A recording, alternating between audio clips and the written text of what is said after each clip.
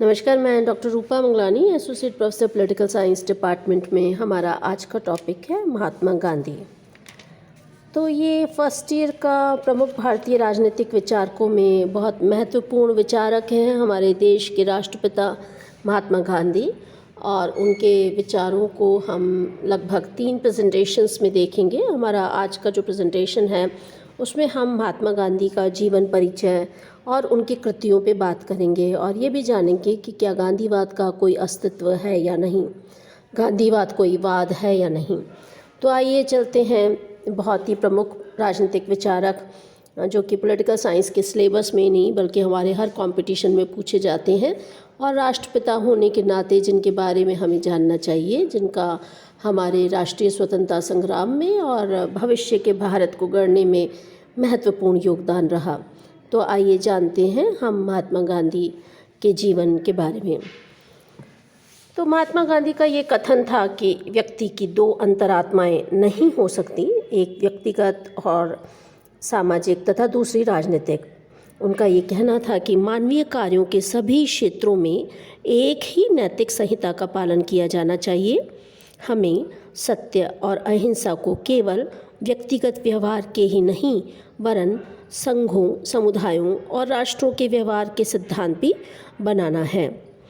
महात्मा गांधी का कालखंड 1869 से 1948 तक लगभग 1948 तक रहा, और महात्मा गांधी एक आध्यात्मिक संत थे। महात्मा गांधी मूल रूप से आध्यात्मिक संत थे जिनका कि उद्देश्य धार्मिक जीवन व्यतीत करना था, लेकिन महात्मा गांधी की धर्म संबंधी धारणा पारलौकिक नहीं थी, किसी और दुनिया की नहीं थी वरन लौकिक थी, इसी दुनिया की थी। वे मानवता की सेवा को ही वास्तविक धर्म समझते थे।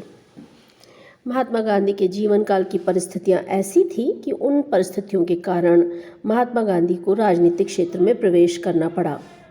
स्वयं महात्मा गांधी जी के शब्दों में कि मैं उस समय तक धार्मिक जीवन व्यतीत नहीं कर सकता था जब तक कि स्वयं को संपूर्ण मानवता के साथ एकीकृत न कर लेता, और यह मैं उस समय तक नहीं कर सकता था जब तक कि मैं खुद राजनीति में भाग नहीं लेता। तो परिस्थितियों से बाध्य होकर इस आध्यात्मिक संत ने न केवल राजनीतिक जीवन में प्रवेश किया वरन भारत के स्वतंत्रता संग्राम में भारत की जनता का अत्यंत सफलतापूर्वक नेतृत्व किया। लेकिन राजनीतिक क्षेत्र में इतना सब कुछ करने पर भी महात्मा गांधी अपने मूल रूप में आध्यात्मिक संत बने रहे, और उन्होंने आध्यात्मिक तथा नैतिक दृष्टिकोण के आधार पर ही विविध राजनीतिक, सामाजिक और धार्मिक समस्याओं का अध्ययन करते हुए अपने विचार व्यक्त किए थे। स्वयं गांधी जी ने एक बार पोलक से कहा था कि मैंने राजनीति का चोगा पहन रखा है, किंतु मैं हृदय से एक धार्मिक पुरुष हूँ। 1929 में उन्होंने अरुंडेल को लिखा था कि मेरा झुकाव राजनीति की ओर नहीं वरन धर्म की ओर है। गांधी जी की विचारधारा का आधारभूत तत्व यह है कि उन्होंने मूल रूप में मानव और मानव जाति की समस्त समस्याएं को नैतिक समस्याएं माना और उसके हल भी ढूंढने के प्रयास किए। वो कहते हैं कि मनुष्य सही अर्थों में मानव बन जाए और अपने समस्त सामाजिक, आर्थिक तथा राजनीतिक कार्यों को अंतरात्मा की पुकार के अनुसार करे तो समाज अथवा विश्व में दुख, संकट तथा समस्या जैसी कोई चीज़ नहीं रह सकती। महात्मा गांधी ये मानते थे कि एक स्वस्थ राजनीतिक समाज तथा विकासशील व्यक्ति के प्रत्येक कार्य के पीछे एक नैतिक बल अथवा प्रेरणा होनी चाहिए, क्योंकि जिस क्षण व्यक्ति अपनी आत्मा की सचेतन आवाज़ को स्वार्थ के वशीभूत होकर कुचल देता है, उसी क्षण उसका पशुत्व प्रबल हो जाता है और सभी समस्याओं के प्रति उसका विचार एवं दृष्टिकोण दूषित हो जाता है। इसीलिए गांधी जी व्यक्तिगत कार्यों एवं राजनीतिक कार्यों में अंतर नहीं मानते। उनके अनुसार सभी कार्य एक से हैं। राजनीति और नीति एक ही सिक्के के 2 पहलू हैं, और नैतिकता के जिन सामान्य सिद्धांतों को व्यक्तिगत और सामाजिक जीवन पर लागू किया जाता है, राजनीति को उनसे मुक्त नहीं किया जा सकता। ऐसी स्थिति में राजनीति में समस्त दुर्गुणों को दूर करने का एकमात्र उपाय यह है कि राजनीतिक कार्यों का संचालन विशुद्ध मानवीय दृष्टिकोण के आधार पर किया जाए। संक्षेप में महात्मा गांधी का समस्त दर्शन राजनीति तथा समाज के प्रति उनका आध्यात्मिक और नैतिक दृष्टिकोण ही है। यदि गांधी जी के जीवन परिचय को देखा जाए तो महात्मा गांधी दार्शनिक से अधिक व्यवहारिक व्यक्ति थे और उनके जीवन का सबसे बड़ा गुण यह था कि जो आदर्श उनके हृदय में घर कर लेता था उसे वह व्यवहारिक जीवन में उतारते थे और स्वयं अनुभव प्राप्त कर लेने के बाद ही उसे दूसरों के सम्मुख रखते थे। स्वयं उनके शब्दों में, मैं दूसरों को अपना जीवन दर्शन समझाने में सर्वथा अयोग्य हूँ। मैं तो केवल उस दर्शन को जिसमें विश्वास रखता हूँ अभ्यास में लाने की योग्यता रखता हूँ। ऐसी स्थिति में महात्मा गांधी के दर्शन का भली भांति अध्ययन उनके जीवन परिचय की पृष्ठभूमि में ही किया जा सकता है। मोहनदास करमचंद गांधी का जन्म 2 अक्टूबर 1869 को काठियावाड़ में पोरबंदर नामक स्थान पर एक धार्मिक विचारधारा वाले परिवार में हुआ था।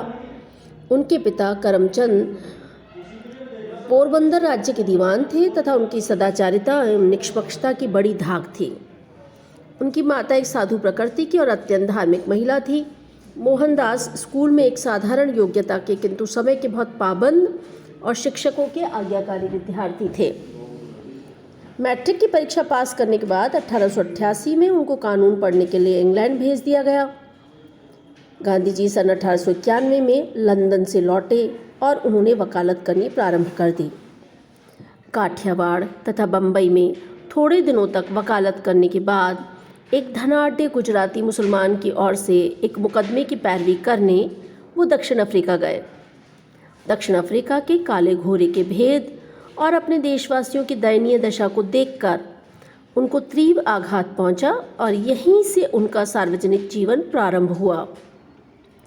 तो इस प्रकार देखते हैं कि महात्मा गांधी का सार्वजनिक जीवन दक्षिण अफ्रीका में प्रारंभ हुआ था। अक्सर कंपटीशन में ये सवाल पूछा जाता है और आपकी मुख्य परीक्षा में भी पूछा जाता है।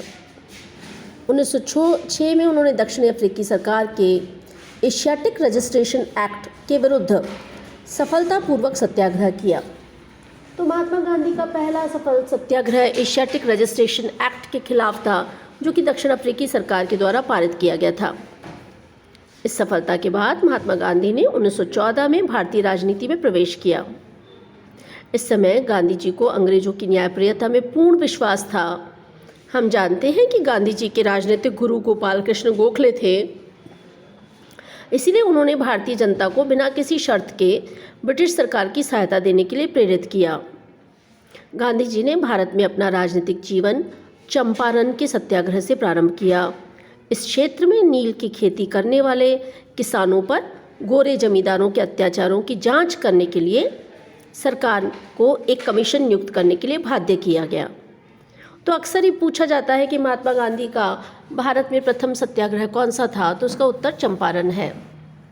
इसके ठीक 1 साल बाद खेड़ा जिले में कर न दो आंदोलन और अहमदाबाद के मजदूर आंदोलन में उन्होंने अपूर्व सफलता प्राप्त की। इस प्रकार हम देखते हैं कि गांधी जी की प्रारंभिक सफलताएं, उनकी शैली की प्रारंभिक सफलताएं चंपारण, खेड़ा और अहमदाबाद में सामने आती हैं। इस समय तक गांधी जी एक राजभक्त भारतीय थे, लेकिन 1918 में ब्रिटिश सरकार द्वारा रोलट एक्ट के रूप में दमनकारी कानून पास किए जाने और अप्रैल 1919 के जलियांवाला बाग हत्याकांड के कारण महात्मा गांधी को ब्रिटिश सरकार की न्यायप्रियता में विश्वास नहीं रहा।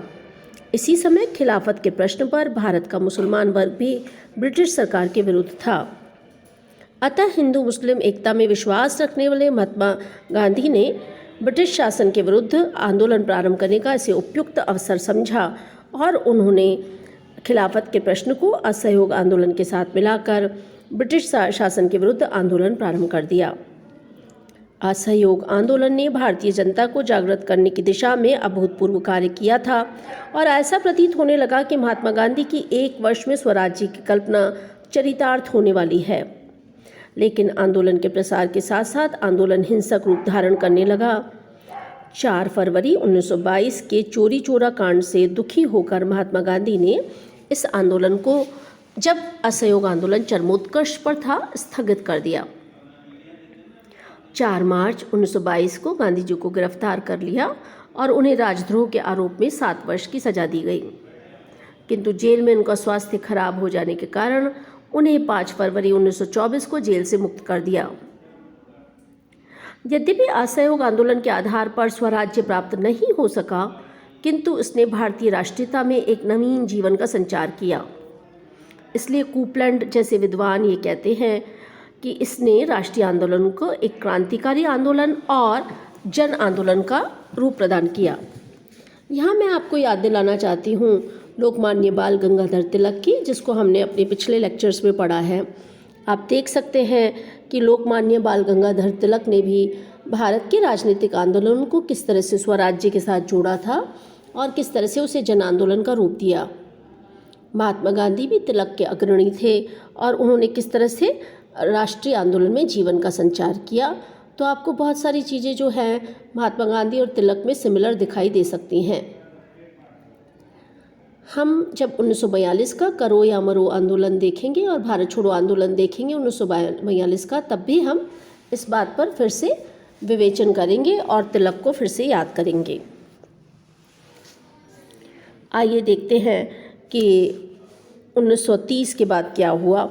1930 में गांधी जी ने ब्रिटिश शासन के विरुद्ध सविनय अवज्ञा आंदोलन का संचालन किया था और 1942 में उन्होंने अपने जीवन के अंतिम अहिंसक संघर्ष भारत छोड़ो आंदोलन का संदेश दिया और करो या मरो, डू और डाई का नारा दिया। 1931 में गांधी इरविन समझौते के आधार पर ही सविनय अवज्ञा आंदोलन स्थगित कर उन्हें द्वितीय गोलमेज सम्मेलन में भाग लिया था। गांधी जी का यह कार्य रचनात्मक राजनीति की दिशा में एक प्रयास था, लेकिन मुस्लिम लीग के प्रतिनिधियों और ब्रिटिश नौकरशाही के अपवित्र गठबंधन के कारण गांधी जी को इस कार्य में सफलता नहीं मिली। 1944 में जेल से रिहा होने के बाद गांधी जी ने हिंदू मुस्लिम समस्या के हल के लिए हर संभव चेष्टा की, लेकिन जिन्ना के पाकिस्तान के निर्माण की बात पर अड़े रहने के कारण देश का बंटवारा हुआ। गांधी जी देश के बंटवारे के विरोधी थे, किंतु ब्रिटिश नीति, मुस्लिम लीग की हठधर्मी और हिंदू मुस्लिम दंगों के कारण उन्हें विभाजन स्वीकार करने के लिए बाध्य होना पड़ा। 1947 में भारत की स्वतंत्रता बहुत सीमा तक गांधी जी के प्रयत्नों का ही परिणाम कही जा सकती है। इसके अतिरिक्त गांधी जी सार्वजनिक जीवन की विभिन्न दिशाओं में उन्होंने काम करते रहे। उन्होंने रचनात्मक कार्यक्रम अपनाए, हिंदू मुस्लिम एकता, दलितों उद्धार, नारी कल्याण, मद्य निषेध, हथकरघा उद्योग को प्रोत्साहन आदि की दिशा में बहुत महत्वपूर्ण कार्य किए। स्वतंत्रता के बाद गांधी जी के प्रयासों के बावजूद सांप्रदायिक तनाव बहुत अधिक बढ़ गया था और अंत में सांप्रदायिकता की विषाक्त आग से ही जो है वो गांधी जी की आहुति हुई। 30 जनवरी 1948 को नाथूराम गोडसे नामक युवक ने गोलियां दागकर महात्मा गांधी के लौकिक शरीर का अंत कर दिया। उनकी मृत्यु के समय विश्व के महान वैज्ञानिक आइंस्टाइन ने यह कहा था कि आगे आने वाली पीढ़ियां शायद ही विश्वास कर सकेंगी कि उन जैसे हाड़ मांस का पुतला कभी इस जमीन पर पैदा हुआ था। डॉक्टर स्टेनले जॉन्स भी ये लिखते हैं कि हत्यारे की गोलियां महात्मा गांधी और उनके विचारों का अंत करने के लिए चलाई गई थी, लेकिन इसका फल ये हुआ कि विचार स्वच्छंद हो गए और मानव जाति की थाती बन गए। हत्यारे ने महात्मा गांधी की हत्या करके उन्हें अमर बना दिया। मृत्यु में वे अपने जीवन की अपेक्षा अधिक बलशाली हो गए। तो इस प्रकार हमने देखा कि महात्मा गांधी का जीवन क्या था। आइए देखते हैं गांधी जी की कृतियाँ कौन सी थी। हम जानते हैं कि गांधी जी एक प्रख्यात लेखक और पत्रकार थे। गांधी जी ने अपने सिद्धांतों का प्रतिपादन प्रमुख रूप से 2 पुस्तकों में किया है, एक हिंद स्वराज और दूसरी अपनी आत्मकथा। इसका नाम भी बिल्कुल ठीक है, सत्य के साथ मेरे प्रयोग या माय एक्सपेरिमेंट विथ ट्रुथ रखा है। उनकी कुछ अन्य रचनाएं हैं, शांति और युद्ध में अहिंसा यानी non violence in peace and war. दूसरी रचना है नैतिक धर्म, एथिकल रिलीजन। एक और रचना है सत्याग्रह। एक अन्य रचना है सत्य ही ईश्वर है, ट्रुथ इज गॉड। एक अन्य रचना है सर्वोदय और साथ ही सांप्रदायिक एकता। एक और रचना है अस्पृश्यता निवारण, द रिमूवल ऑफ अनटचेबिलिटी आदि। इसके अतिरिक्त गांधी जी ने दक्षिण अफ्रीका में इंडियन ओपिनियन नामक साप्ताहिक पत्र का संपादन किया था। भारत में यंग इंडिया, हरिजन, नवजीवन, हरिजन सेवक, हरिजन बंधु आदि पत्रों का संपादन करते हुए अपने विचारों का प्रतिपादन किया। 1969 में गांधी शताब्दी वर्ष कार्यक्रम के तहत भारत सरकार के प्रकाशन विभाग द्वारा गांधी जी के सभी लेखों और भाषणों के प्रमाणित संग्रह कई खंडों में प्रकाशित किए गए थे। तो इस प्रकार हमने देखा कि गांधी जी की कृतियों से कि वो एक बहुत ही लोकप्रिय और विख्यात लेखक रहे। उन्होंने जीवन के अलग अलग क्षेत्रों की समस्याओं को लेते हुए उन्होंने अपने लेखन में उसको दिशा देने का प्रयास किया है। अब सवाल ये आता है कि क्या गांधीवाद का अस्तित्व है? तो गांधी जी की विचारधारा के संबंध में प्रमुख और संभवतः सबसे पहला प्रश्न यही आता है कि क्या गांधीवाद नाम की कोई वस्तु है? तो उसका उत्तर है खुद गांधी जी का 1936 में सांवली सेवा संघ में दिया गया भाषण। उनका ये कहना था कि गांधीवाद नामक कोई वस्तु नहीं है। वो कहते हैं कि मैं अपनी बात कोई संप्रदाय नहीं छोड़ना चाहता, मैं किन्हीं नए सिद्धांतों या किसी मत को चलाने का दावा नहीं करता। मैंने तो केवल अपने ढंग से आधारभूत सच्चाइयों को हर दिन के जीवन और समस्याओं पर लागू करने का प्रयास किया है। उनका ये कहना था कि मैंने जो मत बनाए तथा निष्कर्ष निकाले हैं वे सब अंतिम नहीं हैं। हो सकता है कि मैं कल ही उसमें परिवर्तन कर दूं। दुनिया को सिखाने के लिए मेरे पास कुछ भी नहीं है। सत्य और अहिंसा उतने ही पुरातन हैं जितने कि पहाड़। मैंने तो केवल इन दोनों को यथासंभव विस्तृत क्षेत्र में प्रयोग करने का प्रयास किया है। आप इसे गांधीवाद न कहें, इसमें कोई वाद नहीं है। ऐसा महात्मा गांधी ने 1936 में सांवली सेवा संघ में कहा था। इस प्रकार यदि वाद से अभिप्राय किन्हीं सिद्धांतों या मतों से है जो एक निश्चित सूत्र में पिरोए हुए हैं, तो निश्चित रूप से गांधीवाद जैसी कोई वस्तु नहीं है। गांधी जी कभी भी अपने विचारों के बारे में पूर्णता का दावा नहीं करते। वे तो हमेशा ही सत्य और अहिंसा के साथ प्रयोग करते रहे और ऐसा करने में उनसे जो भूलें हुई उन भूलों को उन्होंने स्वीकार किया और सीखा। अपनी आत्मकथा को भी उन्होंने सत्य के साथ मेरे प्रयोग, माई एक्सपेरिमेंट विथ ट्रुथ का नाम दिया है। गांधी जी ने अंतिम रूप से या आगामी समय के लिए कोई मत प्रतिपादित नहीं किया और न ही वो चाहते थे कि उनके अनुयायियों द्वारा अंधानुकरण किया जाए। उन्होंने किसी प्रणाली की खोज नहीं की और न ही किसी वाद का संस्थापन किया। तो इस प्रकार हमने देखा कि गांधी जी का प्रारंभिक जीवन क्या था, उनकी कृतियाँ क्या थी और गांधीवाद के बारे में हमने जाना कि क्या महात्मा गांधी ने किसी वाद का प्रतिपादन किया या नहीं किया। तो ये जो बहुत ही इम्पॉर्टेंट टॉपिक का प्रारंभिक खंड है, आप इससे पढ़ें और इसके नोट्स बनाएं और जब हम मिलेंगे तो उस पर दोबारा चर्चा करेंगे। जो दूसरा खंड है उसमें हम गांधी जी के राजनीतिक विचार जानेंगे, सामाजिक विचार जानेंगे और फिर तीसरे खंड में हम आर्थिक विचार जानेंगे और गांधी जी के योगदान की समीक्षा करेंगे। तो आप इस टॉपिक के नोट्स बनाइए, अपने और अपने परिवार के स्वास्थ्य का ध्यान रखिए। शुभकामनाएं।